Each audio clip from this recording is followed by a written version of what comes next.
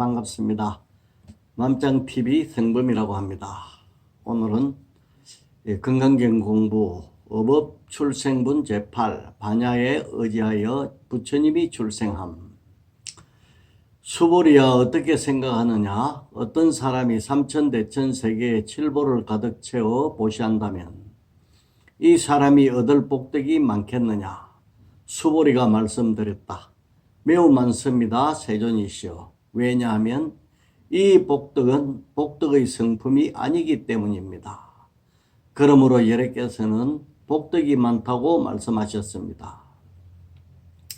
여기에서 부처님은 깨달음은 얻을 대상이 아니고 설할 법도 없다면 무위법을 체득한 성에는 복덕을 얻지 못하는 게 아닌가, 이러한 제자들의 의심을 끊어주고 진실한 복덕을 드러내셨습니다. 그 삼천대천세계는 하나의 태양계를 소세계, 소세계가 1000개 모이면 소천세계, 소천세계가 1000개 모이면 중천세계, 중천세계가 1000개 모인 것이 대천세계입니다. 그리고 천이 3번 중복된다고 해서 삼천대천세계라고 하죠. 이는 우주를 가리키는 말입니다. 칠보는 금, 은, 유리, 산호, 만호, 적진주, 파리아입니다. 그러면 이 우주에 칠보로 가득 채워 사람들에게 나누어 준다면 이 사람이 받을 복덕이 엄청날 것입니다. 추측해보면 천국의 왕이나 온 세계를 다스리는 황제도 될 수 있을 것입니다. 이거는 어디까지나 추측입니다. 하지만 엄청난 재산과 권력을 소유해도 대상에 집착이 있으면 번뇌, 즉 분노나 의심을 끊지 못하므로 진정한 행복을 누릴 수 없습니다. 그리고 집착이 있으면 온갖 분별을 일으켜 다른 세계로 윤회할 업을 저장하기 때문에 해탈의 경지에 도달하지 못합니다. 그래서 고통에서 벗어날 수 없습니다.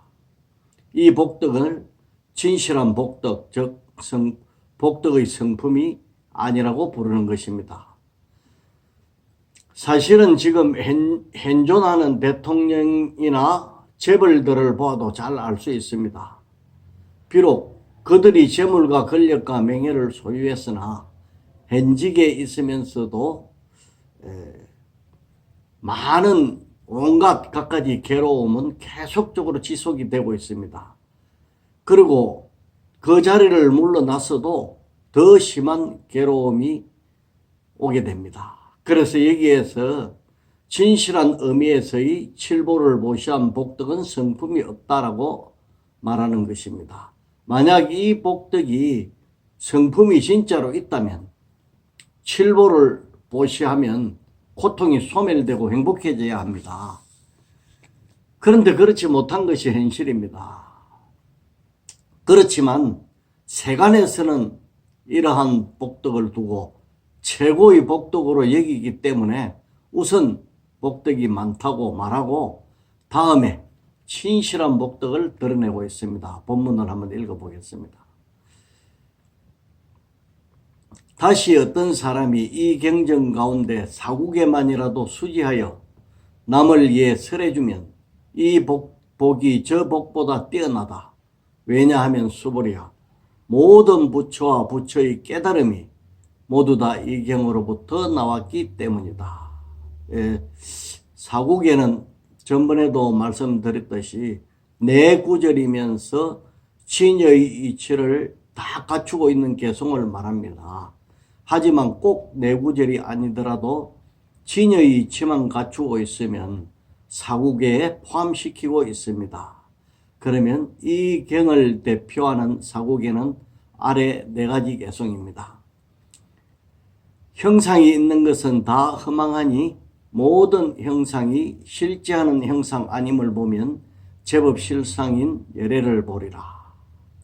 이거 하고 그 다음에 행상에 집착해서 마음을 내지 말고 성향 미촉법에 집착해서 마음을 내지 말며 집착한 바 없이 그 마음을 내어야 한다.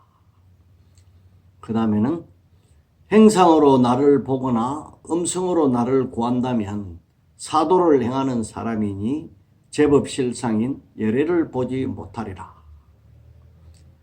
네 번째는 일체유의법은 꿈, 환, 물거품, 그림자, 이슬, 번개 같기 때문이니 마땅히 이와 같이 관해야 한다.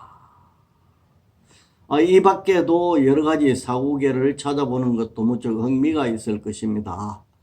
그리고 수지는 스승으로 배우는 것을 수라고 하고 뜻을 이해하고 받아지니는 것을 지라고 합니다. 그리고 실천 수행하는 것을 위타인설이라고 합니다. 위타인설은 남을 위해 설해줌이라는 뜻이죠. 그렇다면 수지는 깨달음을 구함이고 위타인설은 중생을 제도함이 될 것입니다. 그리고 깨달음을 구함은 지혜를 닦음이고 중생을 구제하면 복을 지음입니다. 그래서 사구계를 수지 독송하여 남에게 설해주면 복과 지혜를 갖추어서 양족존인 복과 지혜를 갖춘 분을 양족존이라 하죠. 양족존인 부처의 경지로 나아가게 됩니다. 그러므로 칠보의 보시가 아무리 뛰어나도 사후계를 수지하여 다른 사람을 이해 설해주는 데는 미칠 수 없습니다. 사후계를 이해하고 실행하면은 고통이 소멸되기 때문입니다. 금강경은 실상 반야에서 유출한 문자 반야입니다. 그러므로 이 경전의 실제 모습은 중생의 참 마음인 반야입니다. 그래서 여기서 법의 뜻은 반야가 되겠죠. 그리고 모든 부처님들이 반야에 의지해서 깨달음을 정득하셨습니다. 그래서 반야를 부처님의 어머니라고 말하기도 합니다. 그러므로 부처님은 모든 부처와 부처님의 깨달음이 다 이 경으로부터 나왔기 때문이다 라고 말씀하셔서 사구계를 수지 독송하여 남에게 설해주는 공덕이 참다운 복덕임을 나타내셨습니다. 여기에서 우리는 진정한 행복을 성취하기 위해서는 외부 세계를 꾸미는 것이 아니라 마음을 청정하게 다스려야 함을 알 수 있을 것입니다. 물론 외부적인 활동도 적극적으로 해야 됩니다만은 그 활동이 마음을 다스리는 것과 연관이 되어야 합니다. 예를 들어서 중생구제를 하고 보시를 하면은 내 마음속에 있는 이기심이나 탐욕심 등 많은 번뇌를 떨쳐내는 수단으로 써야 됩니다. 베풀면서도 뭔가 바라는 욕심을 가지면 그것은 사구계의 의미를 실천하는 것이 아닙니다. 베풀면서도 마음을 청정하게 다스려 나가는 대상에 집착 없는 보시를 해야 하는 이유가 여기에서 성립되는 겁니다. 번뇌의 속박에서 벗어나 마음이 청정해지면 반야지혜를 체득하여 세상을 있는 그대로 보고 모든 괴로움에서 벗어나 반야지혜를 진정한 행복을 누릴 수 있기 때문입니다. 그러기 위해서는 이 경의 사구계를 수지 독송하여 남에게 전해주는 것이 가장 빠른 길입니다. 사구계를 제대로 이해하면 우리는 자연스럽게 집착 없는 보시를 실천할 수 있게 되고 이 자리 리타잉 나도 이롭고 남도 이롭게 하는 그런 베품을 통해서 고통에서 벗어나 진정한 행복을 성취하게 될 것입니다. 본문으로 들어가 보겠습니다. 수보리야 말한 바 불법이란 실제하는 불법이 아니니라. 수보리 소위 불법자 적비 불법. 은은은 사물을 분별하고 타인과 소통하기 위해서 꼭 필요한 것이지만 사물 자체는 아닙니다. 만약 언어가 사물 자체라면 우리가 말로서 불하고 소리 내면 불이 바로 튀어나와서 입술이 데이든지 해야 됩니다.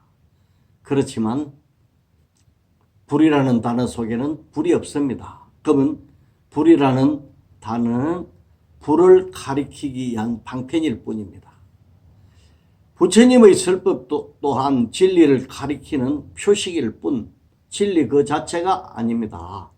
그래서 선사 스님들은 이 부처님의 설법을 달을 가리키는 손가락과 같다. 그래서 달을 보아야 하지 손가락만 보아서는 안 된다라고 말씀하셨습니다. 그러므로 우리는 가르침을 진리를 깨달는 방편으로 사용해야지 언어만 붙잡고 있어서는 안 됩니다. 여기에서 부처님은 불법이라 말한 것은 실제하는 불법이 아니다 라는 말씀으로 명칭과 언어에 대한 집착을 끊어 바른 이해를 심어주고 있습니다. 그래서 우리는 경전만 공부하는 데 그쳐서는 안 됩니다.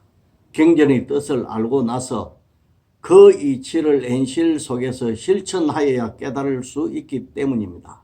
그리고 경전을 무시하고 배우지 않았어도 더욱 안 됩니다. 경전의 뜻을 이해하지 못하면 깨달음으로 나아가는 바른 길을 찾을 수 없기 때문입니다. 육조 해능대사가 법화경을 3000번이나 독송했다는 법달 스님이 찾아왔을 때 하신 말씀에도 이 이치가 잘 드러나 있습니다. 경에 어떤 허물이 있어 너에게 못 애우게 하겠느냐.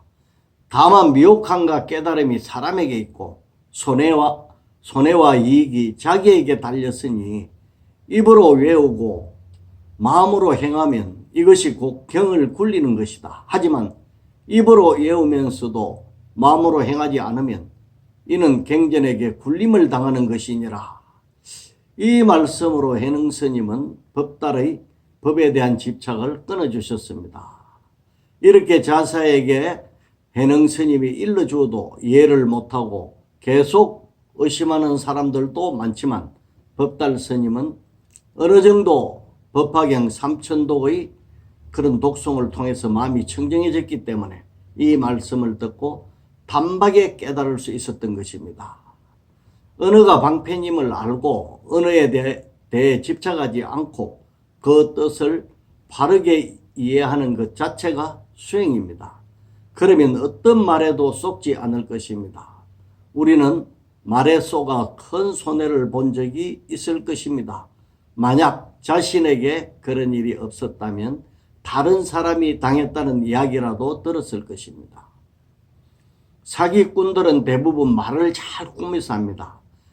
그렇지만 욕심이 많은 사람들을 속일 수 있을지언정 은혜에 대한 집착이 없는 마음이 청정한 사람을 속일 수는 없습니다. 왜냐하면 이런 사람은 사기꾼의 말에서 그가 의도하는 바를 그 마음을 읽어버리기 때문입니다. 언어가 방편인 줄 알고 진실을 보는 것은 생각으로 분별하는 것이 아니고 분별 이전의 알미입니다. 그래서 집착 없는 보시를 통해서 분별이 사라지고 마음이 청정해지면 언어에 대한 집착을 넘어서게 됩니다. 분별 또한 언어로서 하기 때문에 진실이 아닙니다. 일단 생각이 일어나면 조작되어져 진실을 못하게 되어버리기 때문입니다. 그래서 이 경전의 바른 뜻을 알기 위해서는 언어를 넘어서야 합니다. 땅에서 넘어진 자는 땅을 짚고 일어나야 하는 것과 같습니다. 이를 통해 정득하는 것은 반야이고 반야가 법의 진실한 모습입니다. 그래서 이 반야라는 언어도 방편일 뿐 진실한 반야가 아님을 알아야 합니다. 그리고 모든 언어에 대한 집착을 내려놓고 참다운 반야를 정득할 때 부처님이 탄생하는 것입니다. 깨닫게 되는 것입니다. 그런 무더운 날씨에 건강 잘 관리하시고 매일매일 편안한 여유로운 삶을 유지하시기 바랍니다. 안녕히 계십시오.